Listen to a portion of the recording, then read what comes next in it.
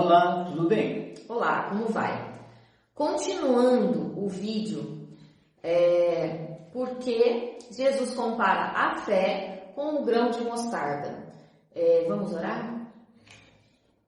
Vamos fechar os nossos olhos. Repita a oração comigo. Senhor Deus, mais uma vez nós estamos na tua santa presença e queremos pedir em nome do Senhor Jesus que o Senhor venha esclarecer para nós a respeito do grão de mostarda, qual é a nossa função, o que precisamos fazer para sermos vencedores por Cristo Jesus. Amém. Bom, continuando o assunto do grão de mostarda, nós vamos falar hoje do trecho de Malaquias 3, verso 18, que fala da diferença entre o justo e o ímpio. E o que você tem para falar sobre isso? Na realidade, como está escrito lá em Malaquias, vai haver uma diferença, tem de haver uma diferença entre os que servem a Deus e os que não servem. Sim. Entre aquele que é sincero e o que não é. Então, a justiça de Deus vai fazer aparecer a obra de cada um. E como nós vemos no caso, por exemplo, nós estamos vivendo num mundo assim, eu diria, laico. Cada um fala o que quer, pensa o que quer, diz o que quer. Exato. Poucos estão voltados para as coisas de Deus, não é mesmo? Uhum. E muita gente está fingindo ser um cristão, como aquela figueira, né, que ela... não era tempo dela ter figo, só tinha folhas, só tinha aparência.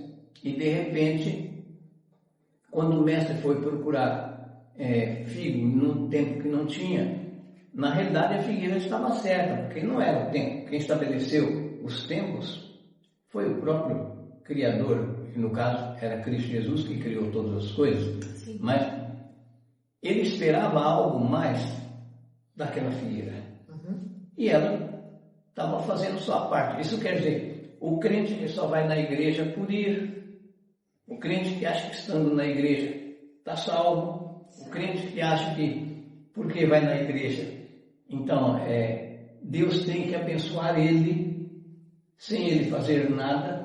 É aquele tipo que diz, né, pela graça sois salvo, então não precisa de obra.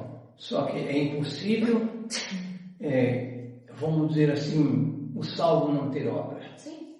Deus espera algo mais, é o que nós costumamos dizer, a segunda milha. Tem gente que mal a primeira milha ele vai meio forçado, a segunda ele não vai de jeito nenhum. Então, na realidade, vai haver uma diferença, porque em tempo bom, em tempo oportuno, é fácil ser cristão. Todo mundo é cristão. O duro é ser cristão quando você está A numa Bíblia luta. se torna, vamos dizer assim, eu diria assim, a pessoa bota a Bíblia debaixo do braço, sofá, assim, e vai.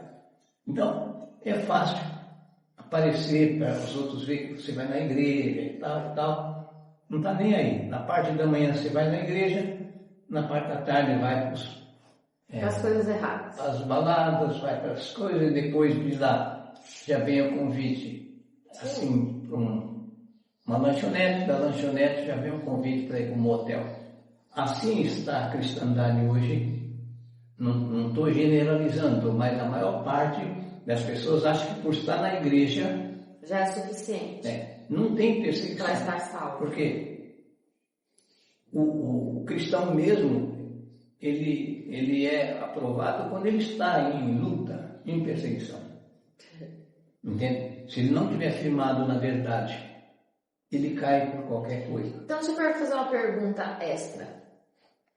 O crente que não tem luta, ou que, assim, aparentemente parece que a vida dele está toda certinha, perfeitinha em Cristo e ele não tem luta, ele está agradando a quem? Na realidade, o diabo é besta, mas não é burro. No interior, quando a gente morava na roça, a gente via que quando estava tudo bem, as galinhas estavam assim, comendo milho e tal, ali e tal. Mas quando elas percebiam o perigo, que era uma cobra, elas ficavam todas oriçadas e tal, tentando descobrir onde estava a cobra. Sim. Isso quer dizer que se a pessoa não tem luta, se você está na igreja e você não tem luta, não tem tribulação, não tem perseguição, não tem doença, não tem perseguição, não tem nada. Se está tudo bem, fique desconfiado. Porque é um ditado que dizem, nunca fiz para experimentar, né? Se quiser matar uma rã, pega uma panela de água fria e põe ela gosta. Põe no fogo e acende. Ela não percebe que o fogo está aquecendo a água para cozinhá-la. E ela fica sossegada, só que dali a pouquinho ela está desmanchando. Assim, se você não tem luta, se você não tem problema, fica desconfiado. Eu poderia dar exemplos aqui, mas o tempo é curto. Mas uma coisa é certa: ou você agrada a Deus ou agrada o mundo. O diabo. Só tem, o mundo é o diabo. O mundo jaz no maligno. Então, ou você agrada a Deus e desagrada o diabo, ou agrada o diabo e desagrada a Deus. Se prestar atenção, a gente está assim entre a cruz e a espada. Se você pender para o lado do capeta, né, Deus não gosta e o castigo vem. Porque nós sabemos que vamos dizer assim, as ferramentas de Deus são a desgraça, a doença, a necessidade. Olha na Bíblia que você vai ver, sempre antes de Deus aparecer vem a tribulação, vem a angústia, vem. A mesma coisa agora, mudou. A nossa luta não é contra a carne nem o sangue, mas é contra as hostes espirituais da maldade. Então, repara, se você vive dentro da igreja, mas é tranquilo, não liga para nada, fica esperto, porque você pode, em vez de estar servindo a Deus, estar servindo o inimigo. Em Apocalipse 3, do 1 ao 22, fala sobre o período de Laodiceia. O que este período significa para a igreja, isto é, os que estão voltados para Deus? Na realidade, das igrejas é a pior. Entende por quê? Laodiceia, que quer dizer povo do juízo, na verdade é um povo sem juízo. Porque ela se julga sábia, se julga assim entendida, se julga rica em conhecimento, rica em dinheiro. Hoje a ciência multiplicou e as pessoas quase não buscam o poder de Deus como antigamente. Entende? Hoje se recorre para o médico.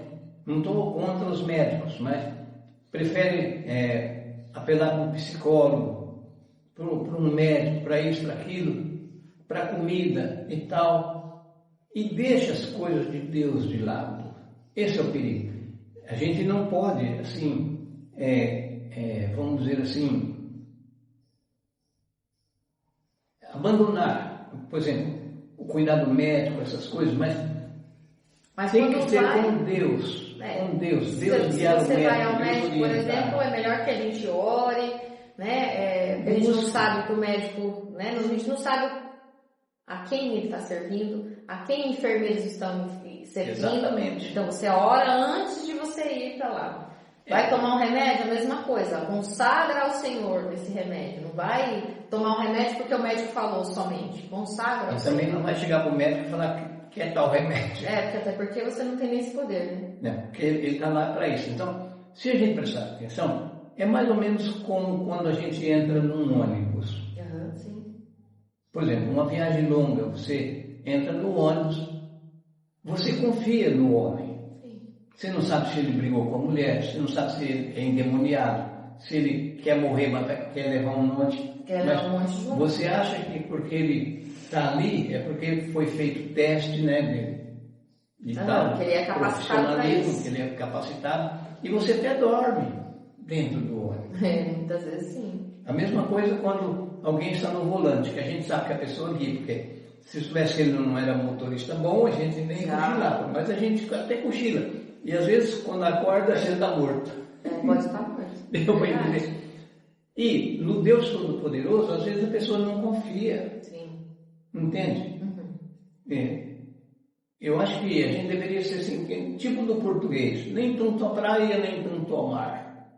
Sim. O equilíbrio é bom. Não custa nada você pedir a Deus que dirija a mente do médico, que livre ele. Que se vamos dizer que fosse um demônio que estivesse induzindo ele na depressão. Dar um médico errado, dar um remédio errado, dar um tratamento errado. Exatamente. Até cirurgias de perna errada ou fazer esquecer instrumento dentro, enfim. Entende? Coisas que podem prejudicar. Né? E eu dou graças a Deus, porque quando eu sofri esse último acidente que eu quebrei o fêmur na cabeça, né? Deus estava comigo todo o tempo. E eu fui atendido assim em tempo recorde. Né? 4 dias eu já estava saindo, já dava até para andar um pouquinho. Uns passinhos. Dar uns passinhos. Mas Deus foi comigo. Então, nós não podemos. A Bíblia diz que maldito o homem que crê no outro homem. Sim. É nesse setor que você deve acreditar na pessoa. Se ele estiver na palavra, se ele estiver com Deus, se aquilo que ele fala bate com a Bíblia, se não bater com a Bíblia, sai fora. Pula fora. Sim. Bem, terminando o vídeo de hoje, nós pedimos para que vocês curtam o vídeo, que vocês se inscrevam no canal se ainda não são inscritos, ative o sininho para que quando chegar vídeo novo no canal vocês sejam avisados, compartilhe com seus amigos, tá? Deixe aqui seus comentários, pedidos de oração, nos procure pelo e-mail que a gente vai deixar no final do vídeo, ajuda espiritual caso vocês precisem. Nós temos um grupo fora do YouTube, que lá a gente esmiuça mais a palavra de Deus. E assim, a gente faz um estudo especial de 3 horas, todos os sábados às 15 horas. Então, quem quiser aprender, aprofundar mais a palavra de Deus, nos procurem nesse e-mail. E eu me despeço aqui em nome de Jesus. Até mais. Passo a palavra. Na realidade, como a irmã está falando, é óbvio que aqui a gente está falando assim 15, 20 minutos, mas em 3 horas dá para você entender. Então, quem quer entender melhor, que tem dúvida em alguma coisa, nos procure. A gente não é o sabe tudo, mas Jesus está te orientando, está te ajudando, e a gente tem visto que a pessoa que segue o grupo e, vamos dizer assim, procura prestar atenção na palavra e fazer como se diz, a gente vê os testemunhos. Que você seja mais uma pessoa que dá ouvido à voz de Deus. Não ouvir de ouvir, mas que você dê ouvido, ou seja um praticante da palavra. Porque Deus honra os que o honram. Até a próxima.